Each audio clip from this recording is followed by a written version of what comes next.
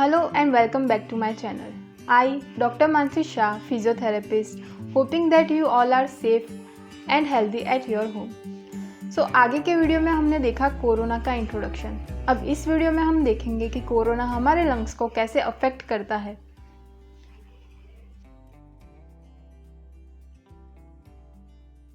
जब भी आप सांस लेते हो तो क्या होता है कि जो एयर फ्लो है वो आपके माउथ या नोज़ के थ्रू होता हुआ आपके एयरवेज में जाता है और उसके बाद वो लंग्स तक, फेफड़ों तक पहुंचता है, जहाँ पे जो छोटी छोटी वायु कोशिकाएं होती है, एयर फिल्ड सैक्स जिसको बोलते हैं, वहाँ तक पहुँचता है।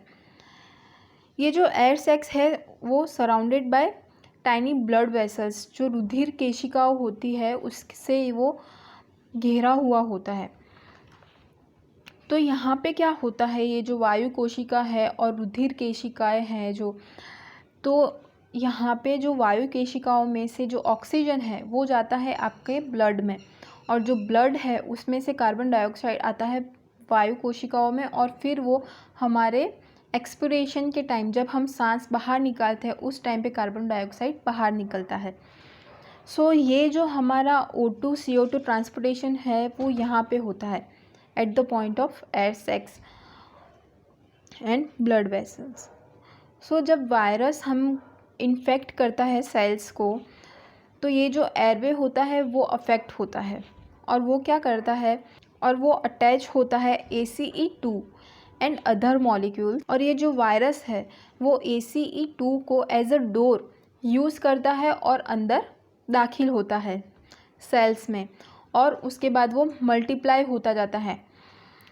The virus and your immune system reaction to it, जो वायरस है और इम्यून सिस्टम है उसको रिएक्शन देते हैं, जैसे कि इन्फ्लामेशन हो गया, damage to the air sacs. अगर एयर सैक्स डैमेज हो जाता है तो क्या होता है, जो O2 CO2 हमारा ट्रांसपोर्टेशन है वो बंद हो जाएगा। इसीलिए हम बोलते हैं कि जो हम ऑक्सीजन लेवल है वो इसी की वजह से कम होता है।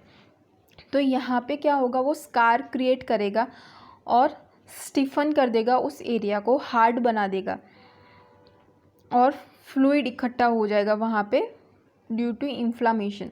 तो ये क्या करेगा, ब्लॉक कर देगा ऑक्सीजन ट्रांसपोर्टेशन को। उसकी वजह से ऑक्सीजन ट्रांसपोर्टेशन होगा नहीं, उसकी वजह से हमारा जो ऑक्सीजन लेवल है वो कम हो जाएगा, और लंग की ऑक्सीजन कैपेसिटी जो है वो भी कम हो जाएगी। जो सीवियर केसेस है जहाँ पे इन्फ्लामेशन बढ़ गया है या सेल डेथ बढ़ गई है, उन लोगों को फिर वेंटिलेटर की सपोर्ट की ज़रूरत पड़ती है, मैकेनिकल वेंटिलेटर की सपोर्ट की ज़रूरत पड़ती है फॉर ऑक्सीजन ट्रांसपोर्टेशन। अब हम देखेंगे कि लंग फाइब्रोसिस क्या है, जो उसका मोस्ट कॉमन कॉम्प्लिकेशंस है। कोविड-19 की वजह से जो ऑक्सीजन ट्रांसपोर्टेशन में डैमेज होता है उसकी वजह से निमोनिया है, लंग फाइब्रोसिस है, ये सब हो सकता है। आजकल हम मोस्ट प्रोबेबली सुन रहे हैं कि लंग फाइब्रोसिस क्या है, लंग फाइब्रोसिस होने के चांसेस ज़्यादा है।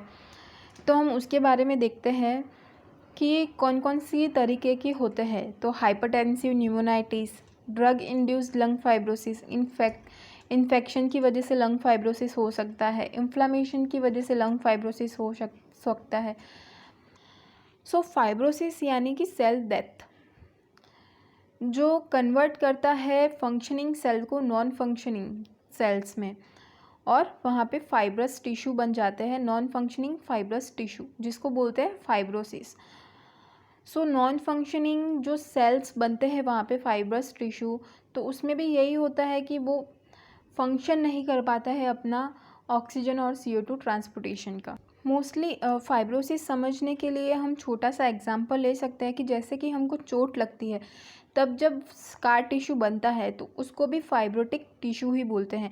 तो वैसे ही जो हमारा लंग फाइब्रोसिस है वो है कि हमारे लंग्स के अंदर जो चोट लगी है, यानी वायु कोशिकाओं में जो चोट लगी है, और वहाँ पे जो नॉन फंक्शनिंग सेल्स या फाइब्रोटिक टिश्यू जो बने हैं उसको बोलेंगे हम लंग फाइब्रोसिस या पल्मोनरी फाइब्रोसिस। अगर ये जो फाइब्रोसिस है अगर कम मात्रा में फैला हुआ है तो प्रॉब्लम कम होगी, और अगर ज़्यादा मात्रा में फैला हुआ है, ज़्यादा मात्रा में सेल डेथ हुई है, ज़्यादा मात्रा में non functioning fibrotic tissues develop हुए हैं, तो उसमें प्रॉब्लम ज़्यादा होगी और ऑक्सीजन के लिए मैकेनिकल वेंटिलेटर या किसी की भी ज़रूरत पड़ेगी। लंग फाइब्रोसिस के लिए कौन कौन एट हाई रिस्क है वो हम देखें तो एज ग्रुप में आएगा जो 60 से अबव है, वो लोग ज़्यादा रिस्क पे है। सीवियर निमोनिया जिसको हो रखा है, हाई सीटी सीवियरिटी स्कोर जो हम CTSS बोलते हैं जिसको, अगर हाई सीटी सीवियरिटी स्कोर उसका आया है तो वो एट रिस्क है। और अगर उसको वेंटिलेटर पे भी प्रोलॉन्ग टाइम के लिए रखा गया है तो वो भी उसके लिए नुकसानकारक है, बिकॉज़ ज़्यादा टाइम तक वेंटिलेटर पे रखना वो भी लंग को डैमेज कर सकता है और लंग फाइब्रोसिस को इम्प्रूव कर सकता है।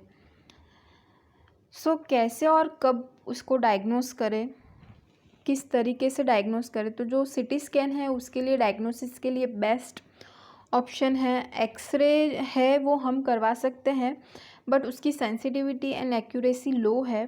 CT स्कैन बहुत ही ज़्यादा बेस्ट है डायग्नोसिस के लिए लंग फाइब्रोसिस के। PFT टेस्ट कर सकते हैं लंग फाइब्रोसिस जानने के लिए। और ये सब हम जो टेस्ट करेंगे लंग फाइब्रोसिस कब हो सकता है, तो आफ्टर कोविड-19 की जो रिकवरी हो गई है उसके 3 से 4 वीक के बाद लंग फाइब्रोसिस हो सकता है, तो तब हम ये इन्वेस्टिगेशन कर सकते हैं। CT स्कैन फाइंडिंग्स में हमको क्या क्या देखने को मिलेगा एक्सरे में, तो ground glass opacity, crazy pavements, parenchymal bands, subpleural bands, honeycombing, ये सब हमको CT स्कैन फाइंडिंग्स में देखने को मिलेगा, तो हम बोल सकते हैं कि हाँ इसको लंग फाइब्रोसिस हुआ है। अब इसका ट्रीटमेंट क्या करेंगे? इसके ट्रीटमेंट में अगर मेडिसिन्स लेते हैं लंग फाइब्रोसिस में तो वो ज़्यादा बेनिफिशियल नहीं है, बट फिर भी जो हमारे एलोपैथिक डॉक्टर्स जो है जो रिकमेंड करते हैं वो है स्टेरॉइड्स, एंटीबायोटिक ड्रग और या तो दोनों का कॉम्बिनेशन देते हैं, बट ये ज़्यादा हेल्पफुल नहीं है। इसके लिए जो हेल्पफुल है वो है पल्मोनरी रिहैबिलिटेशन जो फिजियोथेरेपिस्ट करवाते हैं। उसके अंदर आएगा ऑक्सीजन थेरेपी, एंटीकोगुलेशन, एंटीबायोटिक्स, ये दोनों आ सकती है इसके अंदर, और चेस्ट फिजियोथेरेपी, स्पायरोमेट्री, ये सब उसके ट्रीटमेंट में आएगा लंग फाइब्रोसिस में, जो बहुत ही ज़्यादा इफ़ेक्टिव है। होप आपको इस वीडियो में समझ में आया होगा कि कोरोना हमारे लंग्स को कैसे अफेक्ट करता है। अब इसका जो ट्रीटमेंट है वो हम नेक्स्ट वीडियो में देखेंगे, जैसे कि उसके अंदर कौन कौन सी ब्रीदिंग एक्सरसाइज करवाते हैं, deep breathing, diaphragmatic breathing, segmental breathing, वो हम नेक्स्ट वीडियो में देखेंगे। तब तक के लिए stay safe, stay home, stay healthy. और अगर आपने इस वीडियो को सब्सक्राइब नहीं किया है तो जल्दी से सब्सक्राइब कर लीजिए ताकि आपको नेक्स्ट आने वाले वीडियोस की अपडेट मिलती रहे। और अगर आपको ये वीडियो अच्छा लगा तो लाइक करें, शेयर करें और कमेंट करें। Thank you.